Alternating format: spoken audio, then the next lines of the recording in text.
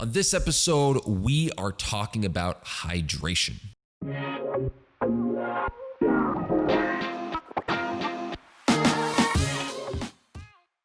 What is going on, everyone? Welcome to episode 96. I almost said 76. Episode 96. It's been that long. I can't even remember how to kind of intro these things. Of the Foundation First Fitness Show. Thank you for being back here. I know I've been out of it for a couple of weeks now. I haven't really been consistent on the podcast, kind of promoting some stuff here. We've been really focusing on the off season now because of the pandemic and because of the lockdown. We've been restricted, haven't really been able to train like the usual, like 3 to 4 players at the same time. So working with hockey players now, it's becoming a little bit more stressful because it's spread out throughout the entire day. So my days are very long. And then at the end of the day, it's pretty much just trying to wrap up and put out some fires and try to set things up for the following day and the rest of the week and stuff like that. Secondly, we've been trying to really build up the website. We've made some drastic changes to the website, so it's pretty much revamped. We will be making minor tweaks at the aesthetics of it over the next couple of weeks, but overall this is almost like a 1.1 version of it. So I will put a link down in the description if you want to go to that. If you're listening to this, it's www.owenperformance.com. Very simple, www.owenperformance.com. It's our business website here at Owen Performance. And essentially what we're going to be doing is pumping out more content. So you might want to get out there, check it out. Let me know what you guys think of the website and design and stuff like that, what you guys what your feeling of it is. And we're basically going to start creating a little bit more structured and consistent content on there. It should be coming out in about 5 to 6 weeks. So we're quite a little bit of a ways away. But again, hoping to get it done a little bit earlier than that, but it's going to be, I just want to get some kind of a nice buffer for everyone to kind of have some content they can go there and look for, kind of build out that content page a little bit more. We're going to be building out a community page where we talk about everybody that's ever really, not everybody, but the majority of people that have kind of walked through these doors, going over their experiences and stuff like that, and speaking about how everything was. And at the same time, dealing with some kind of building up the business here. So there's been a lot of things that we've been doing. And as it comes for the podcast here, we're going to be taking it in a different direction. So what I want to do with this podcast is really start aiming it towards the improvement of athletic performance. So I want to help athletes perform better. Now, if you're unsure of where you are, where you lie across that board of whether you're an athlete or not, here's my important definition. If you take the sport that you're practicing somewhat seriously, I consider you an athlete, or athlete at least you're taking on an athletic endeavor. So a good example of that would be like, if you're just jogging to get warmed up, or if you're just going for a Sunday jog because you like just occasionally going for runs and you don't really care about it, you're not really too interested in your time, stuff like that, this is probably not going to be super beneficial for you, because the stuff we're doing right now is a little bit more aggressive. Now, if you venture into that and you find some stuff interesting, sure.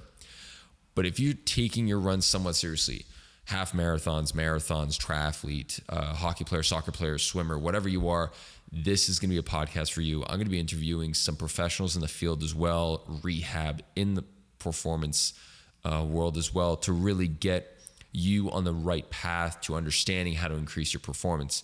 When it comes to performance, there's such a wide range of things we can work on. And I've spoken about this. There's the mental, the sleep, the eating, and the training in the gym. So really finding a good combination of what works for you in that realm is really important to help you improve that performance and get you going on the right path. So this podcast is going to be dedicated to helping you become a better athlete. So if you're still with us, let's get right into it. Today's topic is going to be hydration. Now, hydration is a topic I've mentioned before in a previous episode. I want to touch on it a bit again today because I think that it's, with the summer kind of coming to an end, the heat's not so much of an issue, but it is an issue where a lot of athletes are getting back to their sport. They've kind of taken a hiatus because of the pandemic. They're getting back into training. They're going back to their club teams and they're starting to work.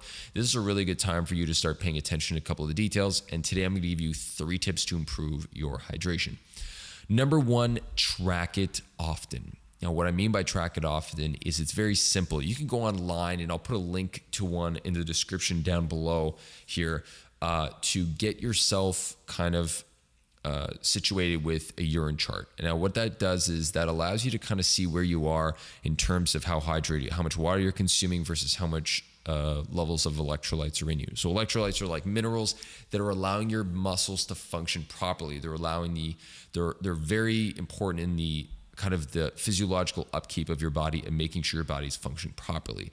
If you have an imbalance in minerals, you are likely to start dealing with things like poor performance, cramping, things that are really going to hinder your competitive performance. So you want to make sure that your hydration is at a good level. So number one is get yourself kind of accustomed to looking at a urine chart and knowing where you are situated and making the appropriate adjustments as you go. I can't emphasize how helpful this was for us when I was working in Montreal.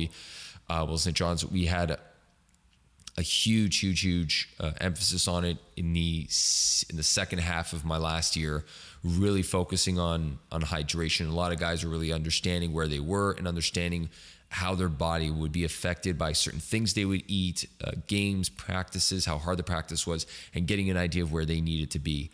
So I usually tell people to keep one on hand or have it kind of situated where you know, or you get familiar with it. At least you don't really have to have it sitting in your face every single day. Just kind of get accustomed to seeing it and getting comfortable with it, and then eventually you'll know where you are in that realm.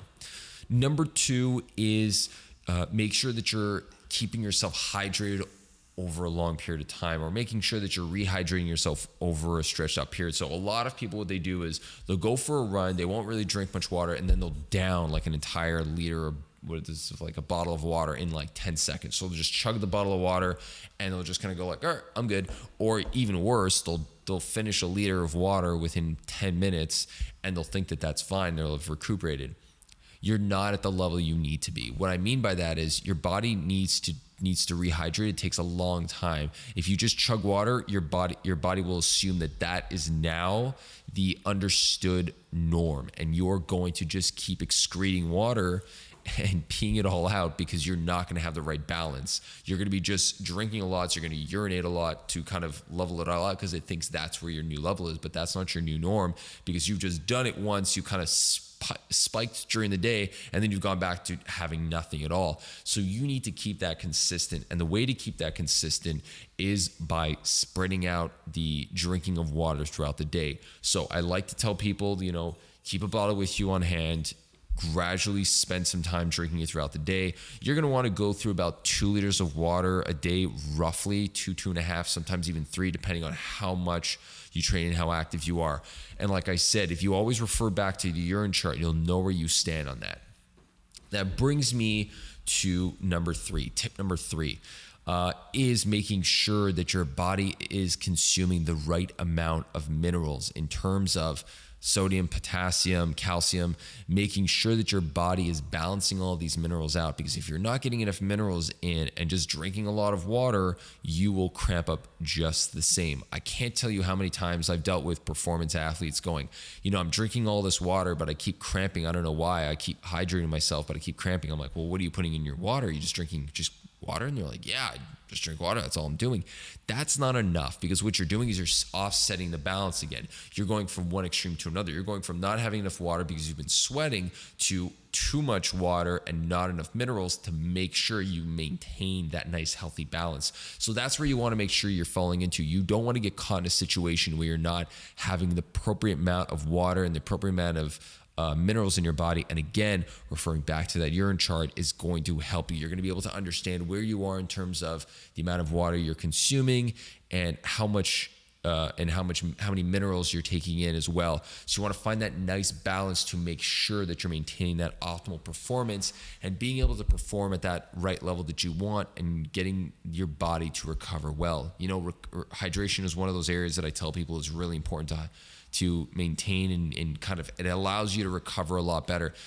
For that, anyone who knows, if you go out and binge drink one weekend, come Sunday morning, Monday morning, if you haven't been hydrating yourself properly, when you wake up, you still feel groggy, you still feel drained. And a lot of that comes to the lack of hydration. You haven't hydrated well. You just put your body through a kind of a beating by poisoning your liver for the longest time. And now you're not drinking water. You need to flush it all out and you need to rehydrate and kind of get your body back to that optimal level of hydration. So the only way to do that is to make sure you got that nice balance of the two. Refer back to that urine chart. Those are the tips I use. That's what I tell my athletes. If you've got tips and you think that they've been helping you out, if you've got some healthy tips on how to maintain your hydration levels, drop it down in the description. Let's get that discussion going here. If you've got some comments, let me know. And the question of the day is, have you ever been that badly dehydrated that you actually felt dizzy? I know I was speaking to a friend of mine recently, and she mentioned that she went for like a bike ride on a day that was like a scorching hot, and she was like, "Oh, I thought it would be fine. It wasn't that bad." I went for like I think it was, if I can't remember, vaguely remember, like a 12 to 15K bike. I can't remember exactly what it was. So, please don't, if you're listening right now, just don't like jump down my throat and off. I could look it up, but I can't remember. But it was basically overdid it, got a little dehydrated. And she was struggling to recover, and it took a few days. I told her, I'm like, you might have severely dehydrated yourself. So it took a couple of days, and I think after about like 5 or 6 days, she started to kind of feel normal again and get that kind of, she wasn't feeling as if she was drained and wanted to sleep all day. So kind of that heat exhaustion can happen from, dehydrating and not allowing your body to stay cool, even if you are in the sun, because so many of us, we sit in the sun where we're totally fine, but if you're exercising, you're destroying the amount of water that's in your body at an excessively high rate, especially if it's really hot, because you're trying to cool yourself down through circulation and sweating. So you really need to hydrate well. Make sure you're having enough minerals in your body as well. So in the description, have you ever ran into a situation where you dehydrated yourself so bad that it took you a few days to recover? Let me know.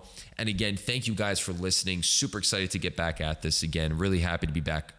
A, in front of the camera, B, behind the mic. For all of you listening on the podcast, have a great day on YouTube. Have yourselves a great day. And until that next time, keep building that foundation.